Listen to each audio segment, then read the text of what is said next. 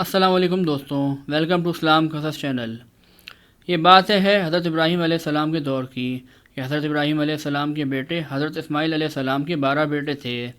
ان کی نسل اس قدر ہوئی کہ مکہ مکرمہ میں نہ سما سکی اور پورے حجاز میں پھیل گئی۔ ان کے ایک بیٹے کیدار کی اولاد میں عدنان ہوئے۔ عدنان کے بیٹے معد اور پوتے کا نام نزار تھا۔ نزار کے 4 بیٹے تھے، ان میں سے ایک کا نام مضر تھا۔ مضر کی نسل سے قریش بن مالک پیدا ہوئے، یہ فہد بن مالک بھی کہلائے۔ قریش کی اولاد بہت ہوئی، ان کی اولاد مختلف قبیلوں میں بڑھ گئی۔ ان کی اولاد سے قصعی نے اقتدار حاصل کیا۔ قصعی کے آگے 3 بیٹے ہوئے، ان میں سے ایک عبد المناف تھے، جن کی اگلی نسل میں ہاشم پیدا ہوئے۔ ہاشم نے مدینہ کے ایک سردار کی لڑکی سے شادی کی۔ ان کے یہاں ایک لڑکا پیدا ہوا، اس کا نام شیبہ رکھا گیا۔ یہ پیدا ہی ہوا تھا کہ ہاشم کا انتقال ہو گیا۔ ان کے بھائی مطلب مکہ کے حاکم ہوئے۔ ہاشم کا بیٹا مدینہ منورہ میں پرورش پا رہا تھا۔ جب مطلب کو معلوم ہو گیا کہ وہ جوان ہو گیا ہے تو بھتیجے کو لینے کے لیے خود مدینہ گئے۔ اسے لے کر مکہ مکرمہ پہنچے تو لوگوں نے خیال کیا یہ نوجوان ان کا غلام ہے۔ مطلب نے لوگوں کو بتایا یہ ہاشم کا بیٹا اور میرا بھتیجا ہے۔ اس کے باوجود لوگوں نے اسے مطلب کا غلام ہی کہنا شروع کر دیا۔ اس طرح شیبہ کو عبد المطلب کہا جانے لگا۔ انہی عبد المطلب کے یہاں ابو طالب، حمزہ، عباس، عبداللہ، ابو لہب، حارث، زبیر، زرار اور عبد الرحمن پیدا ہوئے۔ ان کے بیٹے عبداللہ سے ہمارے نبی حضرت محمد صلی اللہ علیہ وسلم پیدا ہوئے۔ عبد المطلب کے تمام بیٹوں میں حضرت عبداللہ سب سے زیادہ خوبصورت اور سب سے زیادہ پاک دامن تھے۔ عبد المطلب کو خواب میں زمزم کا کنواں کھودنے کا حکم دیا گیا، یعنی حضرت اسماعیل علیہ السلام کے کنویں کو۔ اس کنویں کو قبیلہ جرہم کے سردار مزاز نے بند کر دیا تھا۔ قبیلہ جرہم کے لوگ اس زمانے میں مکہ کے سردار تھے، بیت اللہ کے نگراں تھے۔ انہوں نے بیت اللہ کی بے حرمتی شروع کر دی۔ ان کا سردار مزاز بن عمرو تھا، وہ اچھا آدمی تھا۔ اس نے اپنے قبیلے کو سمجھایا کہ بیت اللہ کی بے حرمتی نہ کرو، مگر ان پر اثر نہ ہوا۔ جب مزاز نے دیکھا کہ ان پر کوئی اثر نہ ہوتا تو قوم کو اس کے حال پر چھوڑ کر وہاں سے جانے کا فیصلہ کیا۔ اس نے تمام مال و دولت، تلواریں اور زرہیں وغیرہ خانہ کعبہ سے نکال کر زمزم کے کنویں میں ڈال دیں اور مٹی سے اس کو ڈھانپ دیا۔ کنواں اس سے پہلے ہی خشک ہو چکا تھا، اب اس کا نام و نشان مٹ گیا۔ مدتوں یہ کنواں بند پڑا رہا۔ اس کے بعد بنو خزاں نے بنو جرہم کو وہاں سے مار بھگایا۔ بنو خزاں اور قصعی کی سرداری کا زمانہ اسی حالت میں گزرا۔ کنواں بند رہا یہاں تک کہ قصعی کے بعد عبد المطلب کا زمانہ آ گیا۔ انہوں نے خواب دیکھا۔ خواب میں انہیں زمزم کے کنویں کی جگہ دکھائی گئی اور اس کے کھودنے کا حکم دیا گیا۔ حضرت علی رضی اللہ عنہ سے روایت ہے کہ عبد المطلب نے بتایا میں حجر اسود کے مقام پر سو رہا تھا کہ میرے پاس ایک آنے والا آیا۔ اس نے مجھ سے کہا طیبہ کو کھودو۔ میں نے اس سے پوچھا طیبہ کیا ہے، مگر وہ کچھ بتائے بغیر چلا گیا۔ دوسری طرف رات پھر خواب میں وہی شخص آیا، کہنے لگا براہ کو کھودو۔ میں نے پوچھا براہ کیا ہے، وہ کچھ بتائے بغیر چلا گیا۔ تیسری رات میں اپنے بستر پر سو رہا تھا کہ پھر وہ شخص خواب میں آیا۔ اس نے کہا مظنونہ کو کھودو۔ میں نے پوچھا مظنونہ کیا ہے، وہ بتائے بغیر چلا گیا۔ اس سے اگلی رات میں پھر بستر پر سو رہا تھا کہ وہی شخص پھر آیا اور بولا زمزم کو کھودو۔ میں نے اس سے پوچھا زمزم کیا ہے۔ اس بار اس نے کہا زمزم وہ ہے جس کا پانی کبھی ختم نہیں ہوتا، جو حاجیوں کے بڑے بڑے مجموعوں کو سیراب کرتا ہے۔ عبد المطلب کہتے ہیں میں نے اسے پوچھا یہ کنواں کس جگہ ہے۔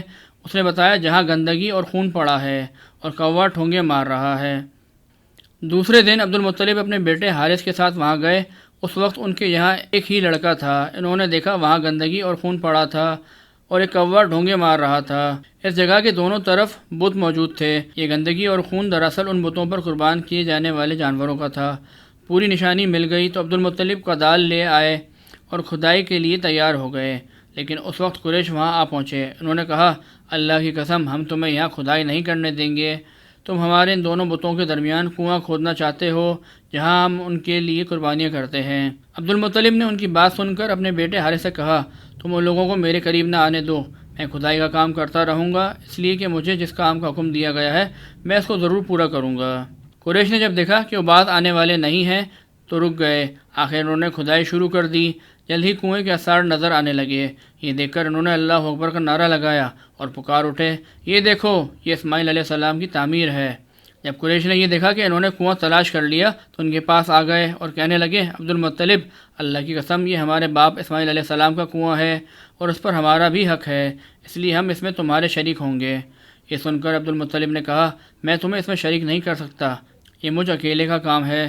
اس پر قریش نے کہا، تب پھر اس معاملے میں ہم تم سے جھگڑا کریں گے۔ عبد المطلب بولے، کسی سے فیصلہ کروا لو۔ انہوں نے بنو سعد ابن حزیم کی کاہنہ سے فیصلہ کرانا منظور کیا۔ یہ کاہنہ ملک شام کے بالائی علاقے میں رہتی تھی۔ آخر عبد المطلب اور دوسرے قریش اس کی طرف روانہ ہوئے۔ عبد المطلب کے ساتھ عبد المناف کے لوگوں کی ایک جماعت تھی، جبکہ دیگر قبائل قریش کی بھی ایک ایک جماعت ساتھ تھی۔ اس زمانے ملک حجاز اور شام کے درمیان ایک بیابان میدان تھا، وہاں کہیں پانی نہیں تھا۔ اس میدان میں ان کا پانی ختم ہو گیا، سب لوگ پیاس سے بے حال ہو گئے، یہاں تک کہ انہیں اپنی موت کا یقین ہو گیا۔ انہوں نے قریش کے دوسرے لوگوں سے پانی مانگا، لیکن انہوں نے پانی دینے سے انکار کر دیا۔ اب انہوں نے ادھر ادھر پانی تلاش کرنے کا ارادہ کیا۔ عبد المطلب اٹھ کر اپنی سواری کے پاس آئے، جو ہی ان کی سواری اٹھی اس کے پاؤں کے نیچے سے پانی کا چشمہ ابل پڑا۔ انہوں نے پانی کو دیکھ کر اللہ اکبر کا نعرہ لگایا۔ پھر عبد المطلب سواری سے اتر آئے، سب نے خوب سیر ہو کر پانی پیا اور اپنے مشکیزیں بھر لیے۔ اب انہوں نے قریش کی دوسری جماعت سے کہا، آؤ تم بھی سیر ہو کر پانی پی لو۔ اب وہ بھی آگے آئے اور خوب پانی پیا۔